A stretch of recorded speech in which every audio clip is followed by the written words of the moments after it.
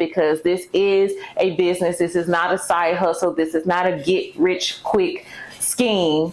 This is something that you're going to continue to do for quite some time and make some money and be happy, right? I believe in myself. I'm in the right place at the right time all the time. My purpose is within me, and I am successful because I apply the knowledge that I receive. And I will tell you this, God does not expose you to something that is not possible for you. What's up, entrepreneurs? Welcome back into our next step, step 8 of our 10-step process for starting and launching your Airbnb short-term rental business. Super excited to get into this next step. But before we do, I want to go ahead and do a quick recap of everything that we've talked about so far. So up until this point, as you know, funding is going to be the first part of this puzzle, right? You're going to need somewhere between $5,000 and $10,000 to get started with your very first unit. And so if that is an issue for you, I recommend that you go ahead and tap into some of my free resources, including my free investment ready class that will be happening this Wednesday, July 19th at 4:30 p.m. Pacific Standard Time. So I look forward to that, and I see you in the room. If funding is not an issue for you and you're ready to move forward and you have that initial investment money, then you're going to go ahead and move into the next steps, which is doing your market research, right? Making sure that you know which market you want to get into, whether it be where you live or out of state somewhere else. Wherever the numbers make sense is where you want to go. All right. So once you know what market you want to go in, you want to make sure that you have your business entity set up correctly. If you follow my free business checklist, you will have it done correctly the first time so that you won't have any issues with your business moving forward. So make sure that you guys tap into that. That resource will also be linked below in this video. So after your business is already set up and ready to go, you're going to be choosing your niche, right? Who are you want to serve? Are you going to do 100% Airbnb, which I don't recommend? Are you going to target nurses, vacationers, digital nomads, other medical professionals, Google employees, Boeing, whatever's in your city, contractors, insurance companies? There's so many avenues that you guys can tap into. And you can really tap into all of those avenues, but I recommend at least starting with one, getting that down, and then kind of branching out. So you've niched down, you got everything. Now it's time to start contacting landlords, getting that first yes, right? Using platforms like HotPads, Zillow, using your friends, Facebook Marketplace, right? There's a lot of different things that you can use to start finding landlords or complexes, depending on how old or new your business is, and if you have that history, to go ahead and even start reaching out to complexes, because of course complexes have great amenities that your guests will love. So there's pros and cons there. So once you start reaching out to the landlords and you've got that first yes, now it's time to sign that lease, right? That's like the most nerve-wracking part of this process. Then you got to furnish, which was our most recent video, is furnishing your unit. So if you're not familiar with that process, make sure you tap into step 7. And then of course you start to host your first guest. And with hosting your first guest comes finding cleaners, right? So this next step, step 8, is going to be finding cleaners. Not only cleaners, but probably maintenance people too, handyman, right? If things go wrong, you need to get things fixed fairly quickly. If you're not in a complex, you're going to have a Rolodex, so to speak, of handyman that you can reach out to in case you need to handle some issues right away. Right? So let's jump into finding some cleaners, right? You want to make sure that you have them already on standby. The first place I recommend you guys using for your cleaners is going to be Turno. It is an app that you can download on your phone, or you can use it via the web. I typically use it on my phone, so it's pretty user-friendly using Turno on your phone, okay? So what Turno does, you do have to have an Airbnb listing active in order for Turno to work for you. You cannot go on Turno and without an Airbnb listing to get cleaners. So Once you have your Airbnb listing, you go and create your Turno account. It's going to link your Airbnb, also your VRBO, any other platforms that you have. You'll be able to link those calendars to Turno. And the amazing thing about Turno is that it's going to automatically start sending out your cleaning date to the cleaners that you selected. So there's a process with Turno. It's pretty user friendly. Like once you go in, you're going to start being able to see cleaners that are available in your area that fit the price point that you want to pay. So I do get this question a lot, is how much should I pay my cleaner? And it really depends on the market that you're in. I'm in Los Angeles, so I think my numbers, if you can get below my numbers, then you're doing pretty good, right? So right now I pay my cleaners $125 for a 1-bedroom, $90 for a studio, and $150 to $175 for my 2 bedrooms. And I don't have any 3 bedrooms. So if you can stay around that area, I think you're doing pretty good. But I'm gonna give you some tips at the end of this to how to lower that price. So watch until the end. So when you guys go ahead and find cleaners that are within your price point, you can set your price point or you can pay their price point on Turno. So I recommend to go ahead and set your price point and allow cleaners to accept joining your team using the price point that you put out for them to do.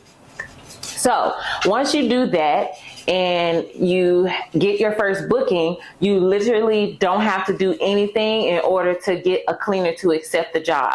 Because those listings are linked, what happens is Turno is going to automatically send that cleaning out to cleaners that you've already accepted to join your team.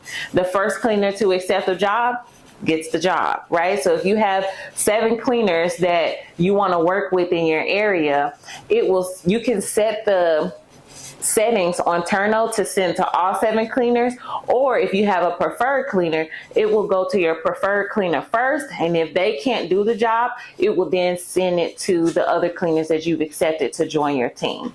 So it's a pretty cool app. Again, you don't have to do any work outside of link those listings, and then Turno will do the rest of the work for you. Other things inside the app, which I do use these features for my Airbnb listings, is you give the cleaners very specific instructions. I personally have video walkthroughs of my units on a Google Drive that I share, and I also have photos and descriptions within the Turno app. So it gives them a checklist of things that you want to happen during your cleaning. For instance, I always want my cleaners to check my TVs, right? Let's say a guest is there and they break the TV and the screen is broken. Well, as long as the TV is off, if the cleaners don't check the TV, we won't know that it's broken until the next guest comes and they tell me, hey, the TV is broken. Now, this hasn't happened to me, but it is something that could happen and that has happened to my students. So you want to make sure to have on that checklist to have them turn on the TV, make sure that it works so that there's no issues. And if there are any issues, you can rectify that through the guest or through Airbnb to get that TV or anything else in your unit replaced for that matter. So you can be as specific as you need to be, and your cleaners on Turno have to go through the checklist that you gave them, and they have to certify that they did what you asked them to do. So for instance, if they check the box and they check the TV, they turn the TV on, but the next guest says that the TV is broken, then you have proof that your cleaner didn't do what they said they did on that checklist. So then you can go through Turno to rectify that, or go through the cleaner themselves to figure out what happened. So it's a very cool app.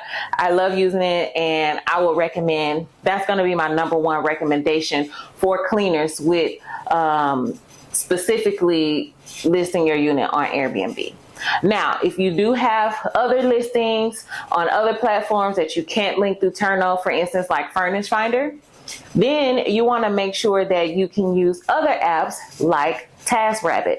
So I recommend using TaskRabbit. TaskRabbit is a really cool app. The fees there are a little expensive, but the cool thing is you can use TaskRabbit once, and then you can start using your handyman or your cleaners outside of the app in order to save a little bit on those fees that TaskRabbit shows.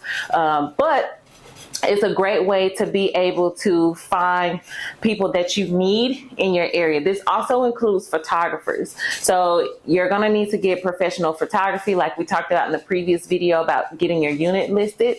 You can use TaskRabbit for cleaners. You can use TaskRabbit for movers. You can use TaskRabbit for handyman. And I've used that app for all of those. Okay. So, and I've had pretty good success. The cool thing about TaskRabbit is that each tasker is what they're called. The taskers have a calendar of their availability on TaskRabbit. So you can filter down, like if you need somebody on Monday, then you can filter, only show me cleaners that are available on Monday at 11 a.m. And it'll only show you cleaners that are available on Monday at 11 a.m.